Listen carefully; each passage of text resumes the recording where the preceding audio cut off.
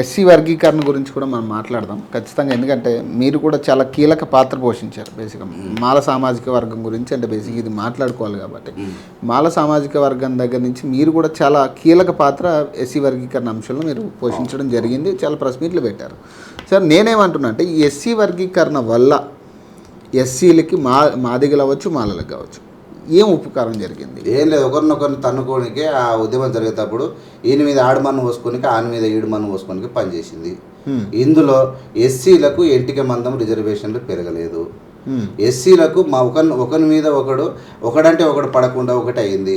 ఎవడెవడైతే ఉద్యమాలు చేసి ముందుకు పోయిర్రో, ఏ పార్టీలో ఎవడెవడు పోయిండో, ఎవరెవరిని నమ్ముకొని ఎవడెవడు తాయిలాలు తీసుకున్నాడో వాడు బాగుపడ్డాయి. వాళ్ళకి కాళ్ళు వచ్చినాయి, బంగ్లాలు వచ్చినాయి, ఇండ్లు వచ్చినాయి. ప్రజలకు ఏం రాదు. ఎందుకు?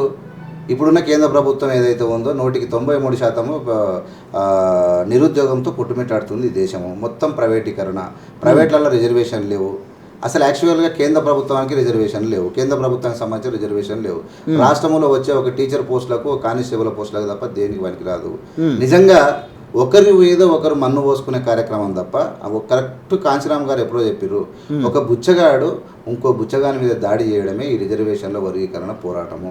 దీనివల్ల మందకృష్ణ హైలైట్ అయిపోయాడు, మందకృష్ణ కుటుంబం బాగుపడదు, మందకృష్ణ అందరికి పరిచయాలు అయిపోయాడు. ఆయన ఏదనుకుంటే స్వర్గాలు ఎంజాయ్ చేయడానికి అయిపోయింది తప్ప ఏమి లేదు.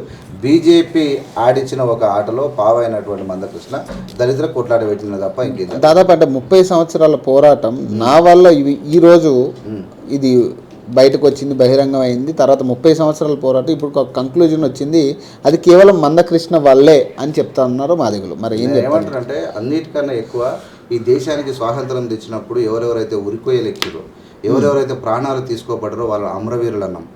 వాళ్ళు ఈ దేశం యొక్క భక్తులు అని చెప్పినాము. ఈ దేశానికి ప్రాణాలు ఇచ్చారు. అమరవీరులు ఎవరన్నా ఉంటే ప్రాణాలు పోయిన వాళ్ళు, త్యాగాలు చేసిన వాళ్ళు అమరవీరులు.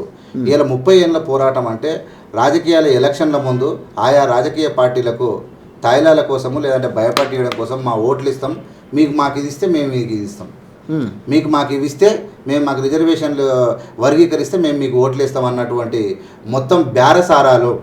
మేము ఎంతమంది ఉన్నామంటే, ఇగో మేము జింకన గ్రౌండ్లో ఉన్నాం, ఇగో మేము నిజాం గ్రౌండ్లో ఉన్నాం, మేము బేరం పెట్టుకోనికే గొర్రె మంద చూపించి మా గొర్రెలు ఇన్ని ఉన్నాయి, ఇవి చూసుకో మేము ఎంతమంది ఉన్నాం, మేము అమ్ముతాం, మేమందరం ఒకటేనా, ఒకటే, ఏతమా ఏతం. అప్పుడు పోతే అందరు పోతారు. ఇక వస్తాయి, ఇంత తింటే తాగితే గొర్రెలన్నీ వెళ్ళిపోతాయి.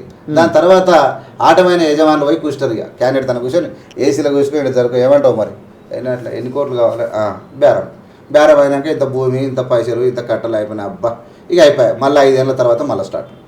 ఈ బేరసారాలు వేసుకోనికి తప్ప ఇదేందా ఈ రిజర్వేషన్లు ఏమో జరుగుతుందంటే చూపి అన్న ఏం జరిగేదు.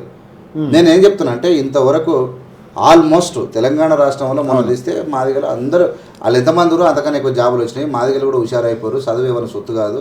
ఖచ్చితంగా కష్టపడితే దళితుల్లో అందరికీ ఇలా 59 కులాలలో ఎక్కడున్నాడు కూడా మొదటి స్థానంలో జాబ్ తీసుకునే అవకాశం ఉంది. ఇలా రిజర్వేషన్ల వర్గీకరణ తర్వాత అక్కడ ఉన్నోడు వాని కులానికి వాటా వచ్చిందనే తీసుకోవాలి, లేకుంటే అనేది వాడు ఉండాలి. కానీ ఒకవేళ దమ్మున్నోడు, ఒక చదువుకున్నోడు 59 కులాలకు వెళ్ళి నెంబర్ 1 ఫస్ట్ పోస్ట్ కొట్టాలనుకుంటే కొట్టేది 15%. ఇప్పుడు వాని కులానికి వస్తే వస్తుంది, లేకుంటే లేదు. నువ్వు ఎంతనన్నా చదువు, దీనికి ఏందో వచ్చినట్టు ఏందో అయినట్టు. నీ పర్సెంటేజ్ ఎంత ఉన్నది? రిజర్వేషన్లు 15 ఉన్నది. ఇప్పుడు దళితులు ఎంతమంది? 23% ఉండదు. మరి నీకు 15 ఉంది, నీకు ఏమైనా పెరిగిందా? పెరిగినప్పుడు నువ్వు సాధించింది ఏంది? అంతే కదా, నువ్వు సాధించింది ఏంది అంటున్నా. ఏం జరగలే అంటే మాకు పర్సెంటేజ్ పెరిగింది అనుకుంటుండొచ్చు. నేను ఏమంటున్నా అంటే, పర్సెంటేజ్ పెరిగితే మాదిగలకు అందరికీ న్యాయం జరుగుతుందా? లేదు. నేనేమంటున్నా అంటే, ఒకటి సింపుల్, ఒక బుచ్చగాడు పోయిండు, ఒక బుచ్చగాడి ప్లేట్లు ఉండదు అనుకో, రప్పన గుంజుకొని విడిచేద్దాం వేసుకున్నాయి. కానీ వీడు బుచ్చగాడి కల్లా దరిద్రం పోవాలి, వీనికి కూడా ప్లేట్ నిండా పెట్టే అవకాశం ఇక్కడ ప్రభుత్వాల దగ్గర ఉంది. ఈ ప్లేట్ మీద అడగలేదు, నాకు ప్రభుత్వం ఉన్న అన్నం వద్దు, ఈ బుచ్చగాడు తింటుండు కదా, ఈ ప్లేట్లు అన్నమే కావాలని అన్నాడు. ప్రభుత్వంతో సపరేట్ పెట్టించుకుంటే ఇంకా బెటర్గా ఉంటుండే. కానీ ఒక బిచ్చగాని తనవై ఈ బిచ్చగాడు గుంజుకొని తినడమే ఈ రిజర్వేషన్ పోరాటం. ఇక్కడ గుంజుక తినేది కూడా ఏం లేదు. కేంద్ర ప్రభుత్వం అసలు ఉద్యోగాలు లేవు. కేంద్ర ప్రభుత్వం ఉద్యోగాలు మళ్ళీ రిజర్వేషన్ లేవు. ఇది చూడు ఎట్లుంది. బ్యాంకు ఉద్యోగాలకు రిజర్వేషన్లు లేవు, ఎల్ఐసి దాంట్లోకి రిజర్వేషన్ లేవు, రైల్వేలకు లేవు, నీకు ఏమిటో లేదుగా. Only constable, teacher. ఎన్ని ఉంటాయా పోస్టులు? ఇలా ఎంతమంది నీకు 60 లక్షల మంది, 62, 63 లక్షల మంది ఉన్న దళితులకు నీకు ఎంతమందికి వస్తాయి పోస్టులు? నీకు ఇచ్చే పోస్టులు 50,000 పోస్టులు రావు మొత్తం సంవత్సరానికి, లేకుంటే 5 ఏళ్లకు. 5,000 పోస్టులు అంటే నీకు 50,000 పోస్టులు ఎంత? నీకు వచ్చేది ఒక 2,000, 3,000, ఎంత 7,000 ఉంటాయి. 7,000 ఉద్యోగాలలో నీకు వచ్చేది ఎంత అన్న? గదే పోస్టులు గదే కథ, ఏముండదు. కానీ ఎప్పుడు ఎస్సీ వర్గీకరణ ఎప్పుడు మాట్లాడిన మాలలు మొదటిసారి మొన్న బయటకు వచ్చి రావడం జరిగింది. మాల మహానాడు సభ కానీ లేదా తర్వాత మీలాంటి వాళ్ళు మాట్లాడిన ప్రెస్ మీట్లు కానీ ఇవన్నీ కూడా. ఎందుకు మాలలు ఇప్పుడు బయటకు రావాల్సి వచ్చింది? అంటే బేసిక్గా ఏం అన్యాయం జరుగుతుంది అనుకుని బయటకు వచ్చారు? అన్యాయంగా అసలు పట్టించుకోలేదు మాలలు. కానీ ఏదో కొంత ఆయన సంఘం పెట్టిండు కాబట్టి మనం పెట్టకుంటేనే సంఘం పెట్టిరు. ఆయన ఏమన్నాడు, వర్గీకరణ అయిపోయినా కూడా మాలలు ఎవరు పట్టించుకోరు. ఎందుకు బయట ఉంటారు, ఎందుకు మౌనంగా ఉంటారు? మాలలు బయటకు రావాలి, మీరు ఏం చేస్తారు అని చెప్పి వాళ్ళు తిన్నారు కాబట్టి వస్తలేరు, వాళ్ళు మోసం చేపిరు కాబట్టి వస్తలేరు. మేము అట్లాంటి కాదయ్యా బాబు, బాబాసాహెబ్ అంబేద్కర్ గారు రిజర్వేషన్లో ఎక్కడ కూడా వర్గీకరణ పదం పెట్టలేదు, మాకు అవసరం లేదు, అది కోట్లలో నిలబడదు, కాబట్టి మాకు నువ్వు ఒళ్ళు ఏం చేయమంటే వాడు ఒలుతున్నాడు, మనం ఒలవాల్సిన అవసరం లేదని చెప్పి అందరు సైలెంట్గా ఉన్నాం. ఒకవేళ చూపించాలంటే మేము మా సంగతి ఏందో చూపించాలంటే మేము చూపిస్తామని చెప్పి బహిరంగ సభ పెట్టినాం, చూపించినాం, వార్నింగ్ ఇచ్చినాం, డివై చంద్రశూద్కి ఇచ్చినాం, నరేంద్ర మోడీకి ఇచ్చినాం, మేము అందరికి ఇచ్చినాం. ఇలా మేము చేసేది మేము చేసినాం, వాళ్ళు వినకుంటే వాళ్ళ కర్మ. ఇలా చెప్పేది మేము చెప్పినాము, వినకపోతే వాళ్ళ కర్మ. మేము ఎవడో బుచ్చగాలం అడిగితే తినాల్సిన అవసరం మాకు లేదు. మందకృష్ణ మాదిగా రెచ్చగొడితేనే అందరు మాలలు బయటకు వచ్చారు. ఇప్పుడు సైలెంట్ అయిపోయారు. ఇక నేను నెత్తిరి వేసుకుంటావా, డ్యాన్ చేస్తావా, అయిపోయింది. ఇక అంటే ఇప్పుడు ఎస్సీ వర్గీకరణకు సంబంధించి ఇంకా కంక్లూడ్ అయిపోయినట్టేనా? రాజ్యాధికారం వసి వర్గీకరణ కాదు. నేనేమంటున్నా, ఏం చేసుకుంటారో చేసుకోమని. ఇదేం వర్గీకరణ, ఇదేం రాజ్యాంగం? ఒక రాష్ట్రంలో వర్గీకరణ, ఇంకో రాష్ట్రంలో వర్గీకరణ లేదు. ఇప్పుడు రాజ్యాంగం కేంద్రానికి ఒక రాజ్యాంగం, రాష్ట్రానికి ఒక రాజ్యాంగం పెట్టుకుంటే అయిపోతుంది కదా. ఇది వర్గీకరణ, ఇది సిద్ధాంతమా? పిచ్చి కుక్కలు కొట్లాడిన కానీ అధ్వానం ఇది. ఒక బాధ్యత ఒక ప్రధానమంత్రికి ఒక బాధ్యత ఉండాలి, సుప్రీంకోర్టు ఒక బాధ్యత ఉండాలి, ముఖ్యమంత్రులకు చట్టాల మీద అవగాహన ఉండాలి. ఇవన్నీ లేకపోవడం వలన ఈ దరిద్రమైన జరుగుతూ ఉంది. ఒకటి తనుకొని సచ్చేటువంటి కార్యక్రమం జరుగుతూ ఉంది. ఏం లేదు. అంటే ఈ మందకృష్ణ వల్ల మాలలకు కావచ్చు, మాదిగలకు కావచ్చు ఉపకారం జరిగిందా, నష్టం జరిగిందా? మందకృష్ణ నేనేమంటున్నా అంటే, మందకృష్ణ మాదిగలకి ఏం జరిగింది నాకు అర్థం కాదు. అదే 15 దళితులకు 15% రిజర్వేషన్లు మించలేదు.